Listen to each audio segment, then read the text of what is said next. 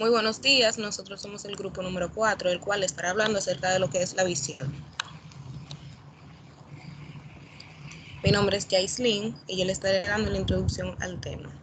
El sistema visual detecta e interpreta los estímulos luminosos, que son ondas electromagnéticas. El ojo puede distinguir dos cualidades de la luz, su brillo y su longitud de onda. Para los humanos, las longitudes de onda entre 400 y 750 nanómetros constituyen lo que es la luz visible.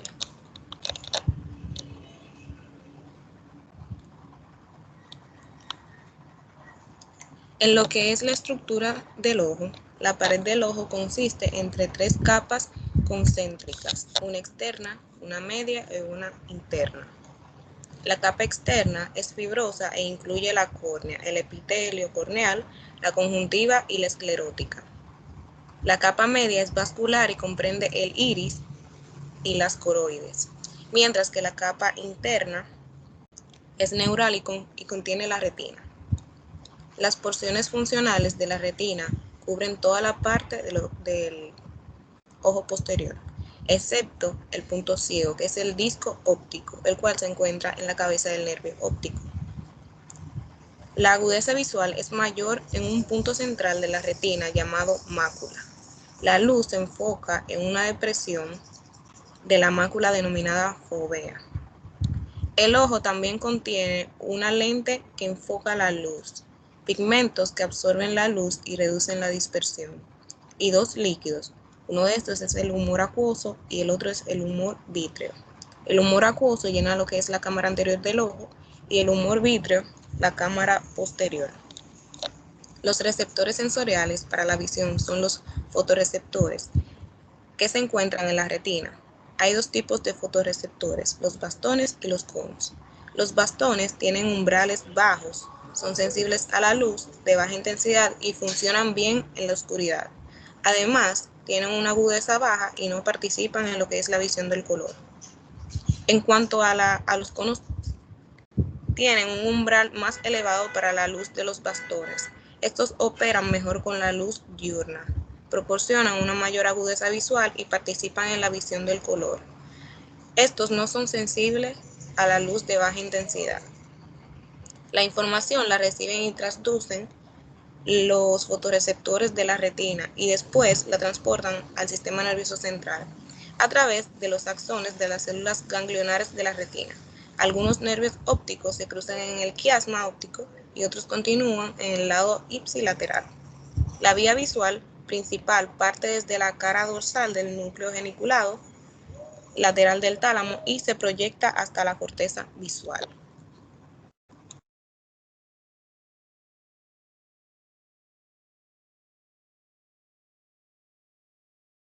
Bien, mi nombre es Scarlett y yo les voy a estar hablando acerca de la fotorrecepción.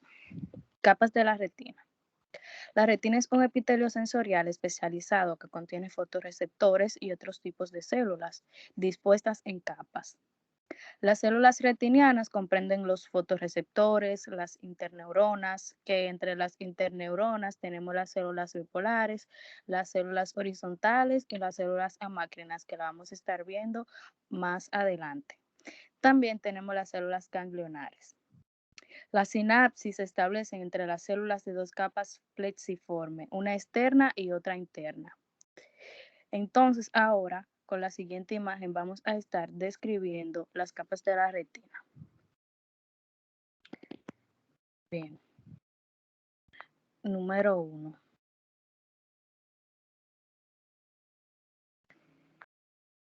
Capa de células pigmentarias. La retina comienza justo en el interior de la coroides, con una capa de epitelio pigmentario. Esta capa absorbe la luz dispersa y tiene prolongaciones similares a tentáculos que se extienden hasta el interior de la capa de los fotorreceptores para prevenir la dispersión de la luz entre los mismos. Luego tenemos lo que es la capa fotorreceptora. Los fotorreceptores son bastones y conos que consisten en un cuerpo celular, un segmento externo, un segmento interno y terminales sinápticos. En esta figura solo se presentan los bastones. De número 3 tenemos la capa nuclear externa. Los núcleos de los fotorreceptores se encuentran en la capa nuclear externa. Número 4, capa plexiforme externa. Esta es una capa sináptica que contiene elementos presinápticos y postsinápticos de los receptores y de las interneuronas de la retina, que son las que ya mencionamos anteriormente. La capa nuclear interna contiene los cuerpos celulares de las interneuronas retinianas. La sinapsis se establece entre fotorreceptores e interneuronas y también entre las interneuronas entre sí, como podemos ver en la imagen. Número 5, capa nuclear interna. Esta contiene los cuerpos celulares de interneuronas de la retina, entre ellas las células bipolares, las que vemos que están representadas con una B, las células horizontales que se representan con una H y las células amácrinas que se representan con una A. Capa plexiforme interna. Esta es la segunda capa sináptica y contiene elementos presinápticos y postsinápticos de interneurona retiniana. Aquí las sinapsis se establecen entre interneuronas de la retina y las células ganglionares. Las células ganglionares son las que están más abajo y que están representadas con una G. Número 7. Capa de células ganglionares.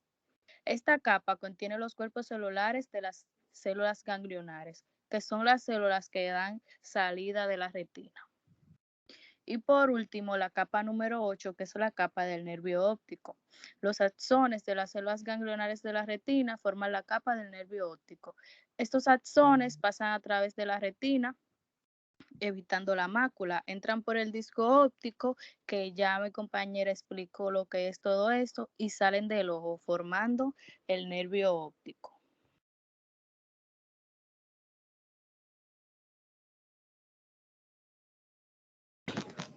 Bien,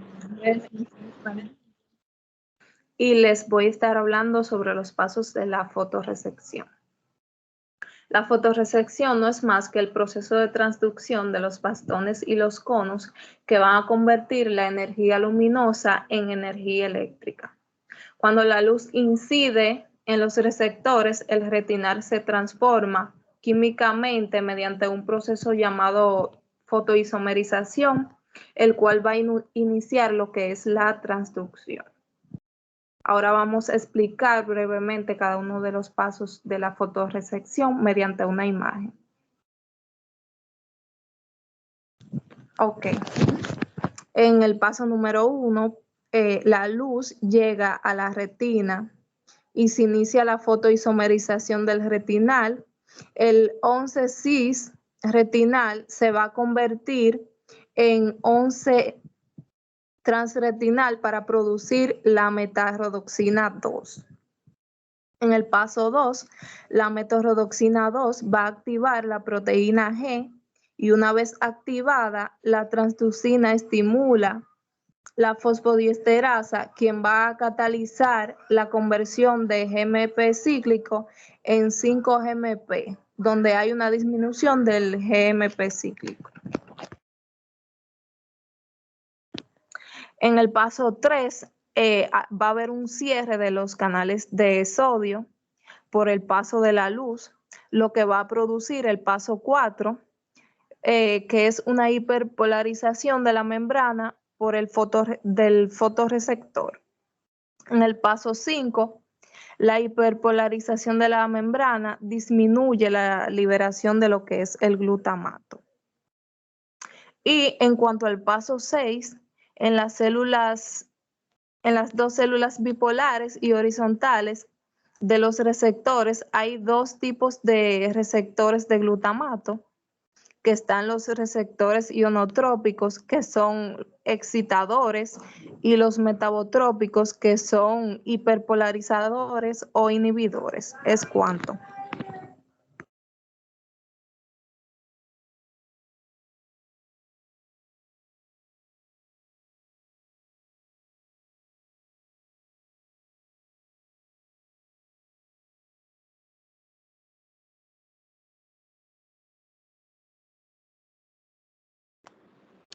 Mi nombre es Cristi y yo voy a estar hablando sobre la estructura de los fotorreceptores. Según lo descrito antes, los fotorreceptores, los bastones y los conos abarcan varias capas de la retina.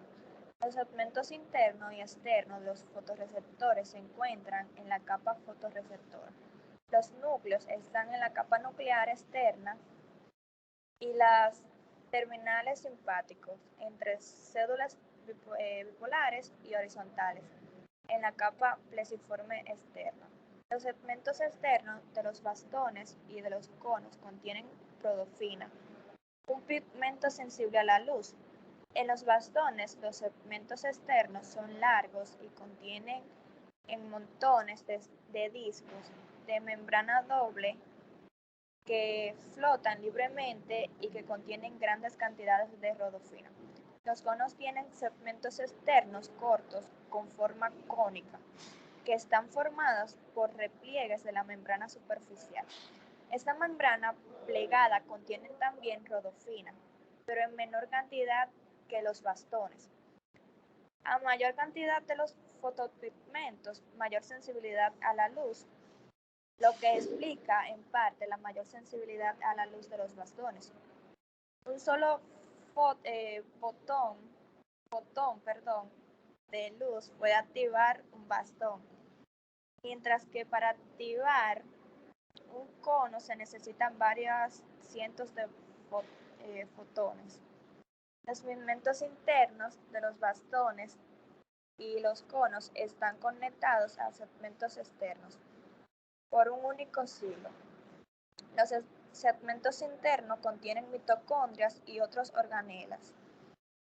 La rodofina se sintetiza en los segmentos internos y después de la membrana de los segmentos externos del modo siguiente.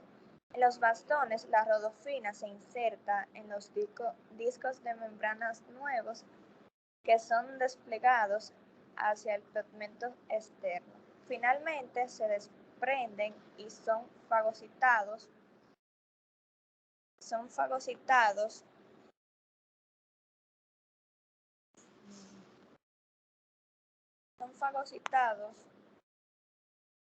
por el epitelio de células pigmentadoras, lo que proporcionan a los segmentos externos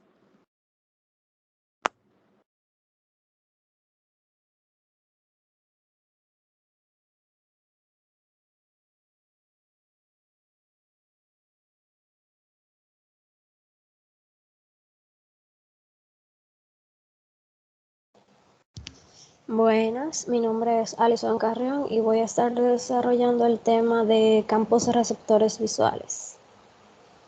Cabe destacar que para entender bien qué son los campos receptores retinianos o visuales, lo primero que hay que saber es qué es la retina, que básicamente es el tejido que en forma de bol que se encuentra en la cuenca del ojo y es un tejido fotosensible, como lo dijo mi compañera anteriormente. Los campos receptivos en la retina han sido clasificados y tratados como estructuras elípticas de tipo centroperiférica, cuyas partes pueden ser on u off y son antagonistas entre ellas.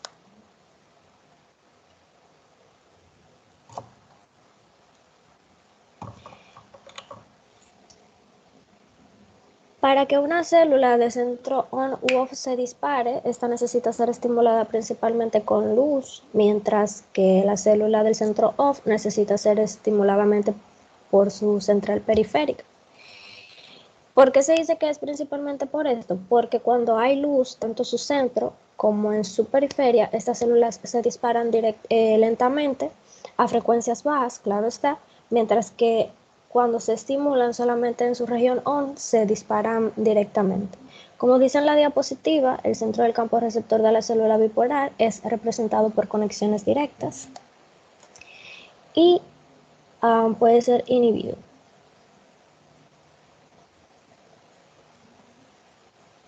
Los fotorreceptores establecen sinapsis directamente con las células bipolares, como dije anteriormente, en la capa plexiforme. Si se puede ver en la imagen, ahí se pueden diferenciar las células ganglionares y las amacrinas, y que tienen conexiones directas e indirectas. El campo receptor de la célula bipolar se muestra en dos círculos céntricos. El primero es que el interior se denomina centro y el exterior se denomina como centro de control o contorno. Las células amácrinas reciben información desde diferentes combinaciones de células bipolares junto con el centro de fotorrecepción. También son llamadas on u off, dependiendo del tipo de estímulo que reciban. En la imagen se puede notar cómo se diferencia mucho y la conexión que hay entre las células bipolares de las ganglionares, como hay unas ligeras conexiones, pero todas están unidas, desde los fotorreceptores hasta las ganglionares y las bipolares en el medio. Ya para finalizar con mi tema, las células ganglionares son neuronas de tipo axón mielinizado y son localizadas en la superficie interna de la retina y reciben la información que es entregada por los fotorreceptores.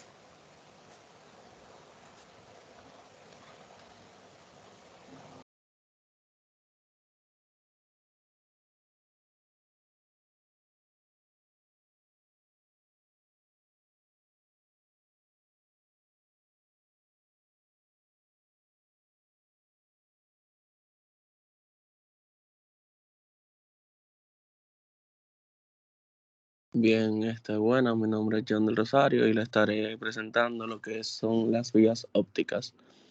Para empezar con este tema debemos definirla como las vías ópticas son las que constituyen la transmisión de los impulsos nerviosos desde la retina hasta la corteza cerebral a través del nervio óptico.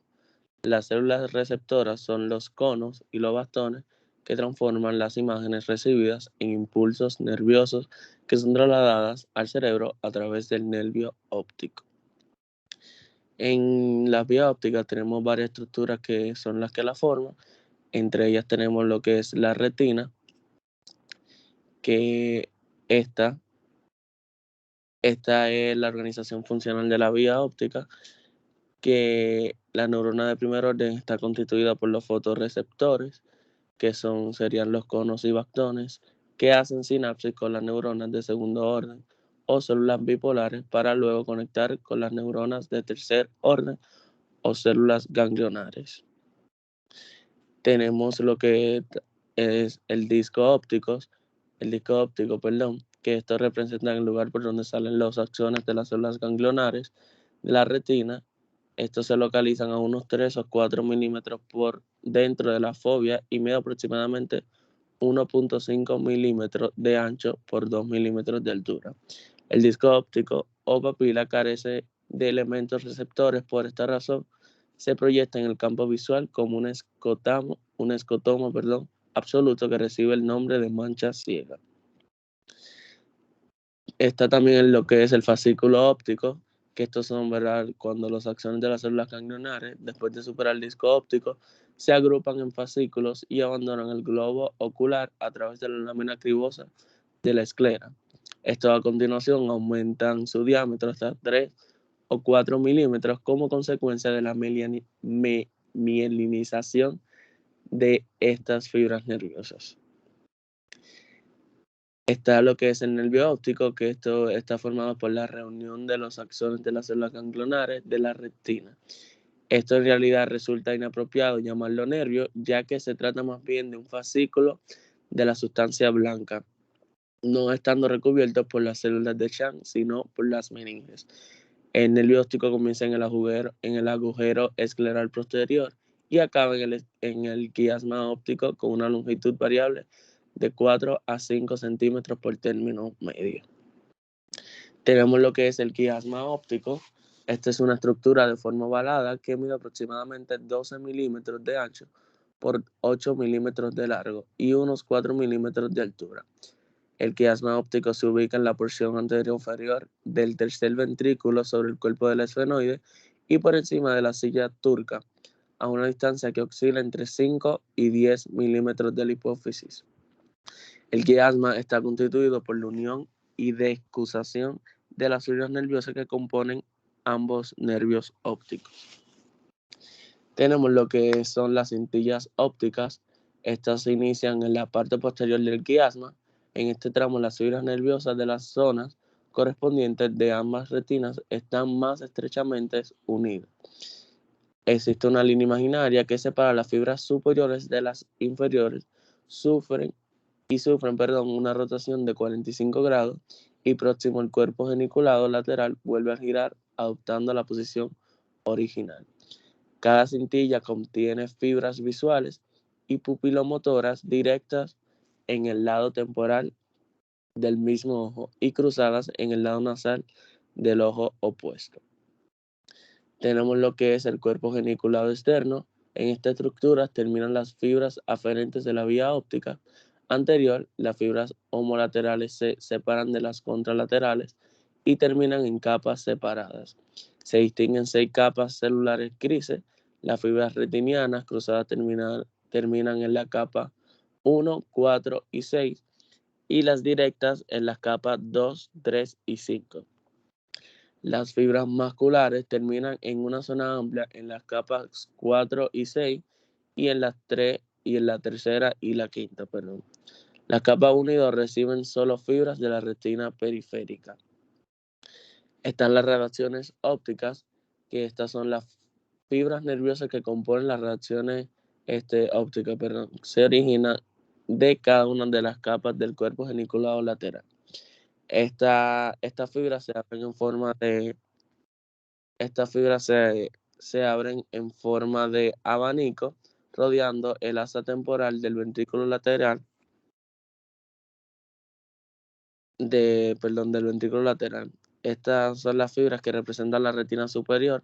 Se dirigen hacia atrás, siguiendo un trayecto casi directo hacia la corteza estriada. Está también lo que es la corteza occipital. Esta corteza visual primaria o estriada está situada en la cara interna de ambos lóbulos occipitales en la hendidura interhemisférica. La zona de proyección macular puede extenderse hacia afuera y ocupar 1 o 2 centímetros de la superficie posterior del lóbulo occipital. La corteza visual se extiende anteriormente hasta el rodete del cuerpo calloso, dividiéndose en 2 porciones por la cisura calcarina, una superior y otra inferior.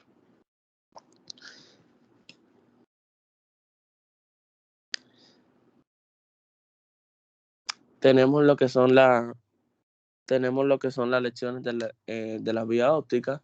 En estas, las lecciones en diversos puntos de la vía óptica causan defectos de la visión que pueden predecirse por el trazado de la vía. La hemianopsia es la pérdida de visión en la mitad del campo visual de uno o ambos ojos. Si la pérdida tiene lugar en el mismo lado del cuerpo que la lesión, se conoce como ipsolateral. Si tiene lugar en el lado opuesto del cuerpo que la lesión, se denomina contralateral. En la siguiente imagen podemos ver lo que son las diferentes lecciones de la vía óptica. En la número 1 tenemos lo que es la lección del nervio óptico, que la lección del nervio óptico provoca ceguera en el ojo ipsolateral, es decir, del mismo lado. Así, y la sección del nervio óptico izquierdo produce ceguera en el ojo izquierdo. Toda la información sensorial procedente de ese ojo se pierde, ya que el corte ocurre antes de que las fibras se crucen en el quiasma óptico. En la número 2 tenemos lo que es la lección del quiasma óptico. Esta lección provoca la hemianopsia bitemporal y la heteronimia. Es decir, se pierde toda la información transmitida por las fibras que cruzan. En consecuencia a esto, se pierde la información procedente de los campos visuales temporales de ambos ojos, puesto que esas fibras se cruzan en el quiasma óptico. En el número 3 tenemos lo que es la lesión del tracto óptico. La lesión del tracto óptico provoca hemianopsia contralateral homónima, como muestra la imagen. La lesión del tracto óptico izquierdo causa la pérdida del campo visual temporal del ojo derecho y la pérdida del campo visual nasal del ojo izquierdo. Por último, tenemos lo que es la lesión del tracto geniculocalcarino. Esta, ¿verdad?, causa hemanopsia contralateral homónima con conservación macular. La conservación macular se debe a que las lesiones de la corteza visual no destruyen todas las neuronas que representan la mácula. Hasta aquí mi tema. Pasamos con mi compañera Scarlett, que tiene algo importante que decirles. Bien, a modo de conclusión y de aporte, quiero decir que hay dos patologías importantes que pueden suprimir el quiasma óptico causando la lesión hemianopsia bitemporal. La primera patología que tenemos es el prolactinoma, que es un tumor de la adenohipófisis y, como ya dije, oprime el quiasma óptico causando la lesión hemianopsia bitemporal.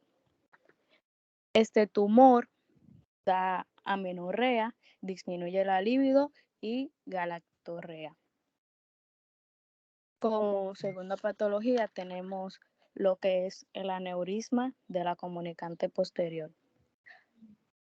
Muchas gracias por mirar este video y hasta aquí nuestra exposición.